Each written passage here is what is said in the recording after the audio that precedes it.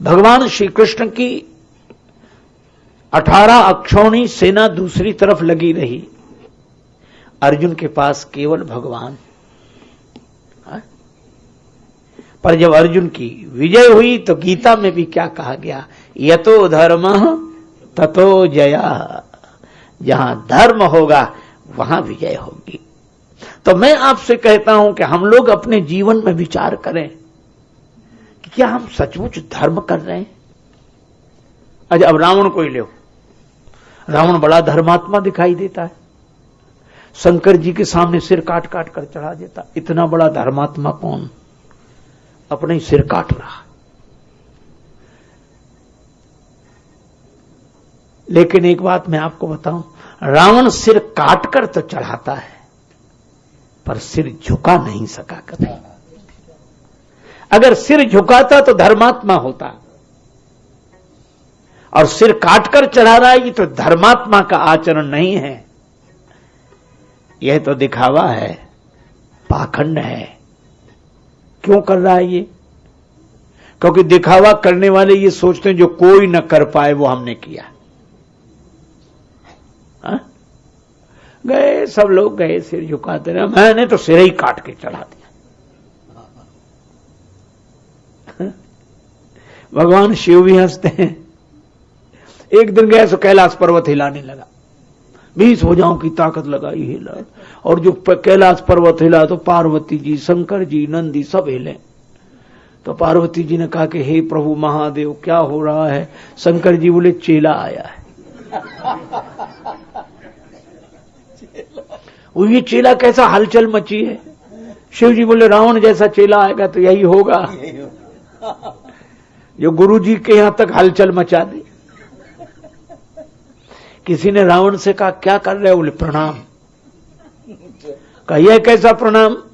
कहा शंकर जी पहाड़ के ऊपर बैठे, मैं पहाड़ ही उठा के सिर पे रख लूं, प्रणाम हो गया। तो ऐसा प्रणाम तो कोई नहीं करते। बोले यही तो हमारी विशेषता, जो कोई नहीं करते वो मैं करता हूं। ये धर्म का स्वांग है, ये धर्म का नाटक है, धर्म नहीं है। अच्छा, ये सिर पे क्यों उठा लिया शंकर जी को? वैसे प्रणाम करो तो शंकर जी तुम्हें ऊपर उठाएं। रावण बोला मैं ऐसा चेला नहीं जिसे गुरु जी ऊपर उठाएं। मैं ऐसा चेला नहीं जिसे गुरु जी ऊपर उठाएं, मैं सिर झुकाऊं। मैं तो ऐसा चेला हूं जो गुरु जी को ही ऊपर उठाए हुए। ये हमारे कारण गुरु जी दिखाई दे रहे हैं। ये गुरु जी को कोई जानता ही नहीं था, वो तो हमारे कारण, वो गुरु जी हैं, ये पता लगा हमारे कारण। अब बोलो ये धर्म है? अच्छा, एक और अद्भुत बात है, शंकर जी भी डरते हैं। हे शंकर भगवान, लिखा है, श्री तुलसीदास जी महाराज कहते हैं, वेद पढ़े विधि शंभु सभीत पुजावन रावण सो नित आवन।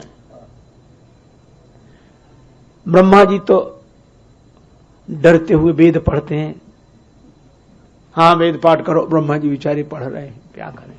और शंकर जी डरते हुए ठीक समय पे पहुंच जाते हैं रावण के यहां पूजा कराने। रावण नहीं आता है, गुरु जी ठीक समय पे आ जाना आप आ जाओगे, हम पूजा कर लेंगे। समय गड़बड़ नहीं होना चाहिए, बिल्कुल ठीक समय पे।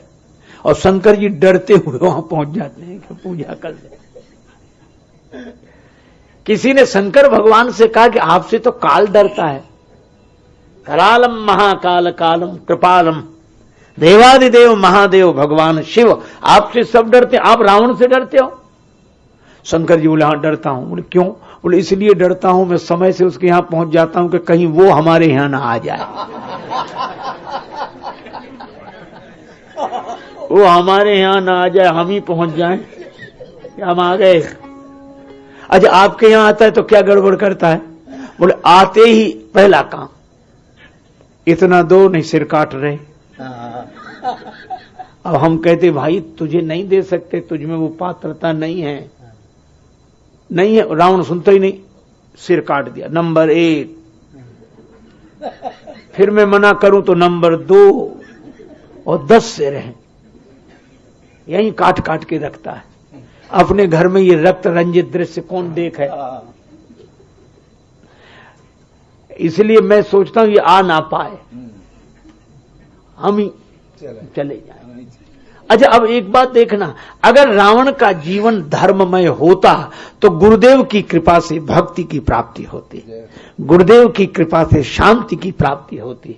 लेकिन रावण ने सिर झुकाया नहीं तो शांति मिलती। रावण ने सिर काटे। तो तुलसीदास जी क्या कहते हैं, क्या मिला रावण को?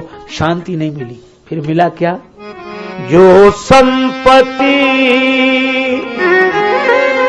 10 शीश अर्पि कर रावण शिव पहलीनी